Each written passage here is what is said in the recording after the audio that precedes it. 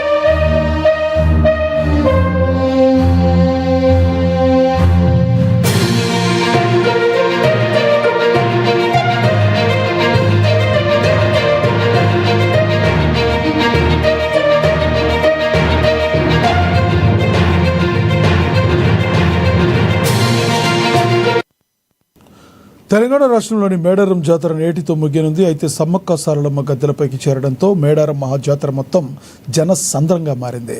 జంపన్న వాగులో లక్షలాది మంది భక్తులు పుణ్యస్నానాలు ఆచరించిన తర్వాత గద్దెల వద్ద అమ్మవార్లకు బంగారంతో తమ మొక్కులు చెల్లించుకుంటున్నారు. ఇద్దరు తల్లులతో పాటుగా పగిడిద్దరాజు, గోవిందరాజు గద్దెలపై కొలువుదీరడంతో భక్తులు ఒక్కసారిగా పోటెత్తారు. వనం మొత్తం ఇసుక వేస్తే రాలనంత ప్రజలున్నారు. దీంతో తాడ్వాయి మేడారం రహదారిపై భారీగా ట్రాఫిక్ జామ్ ఏర్పడింది. తాడ్వాయి నుంచి మేడారం వెళ్లే మార్గంలో దాదాపుగా 8 కిలోమీటర్ల మేర వాహనాలు పూర్తిగా నిలిచిపోయాయి.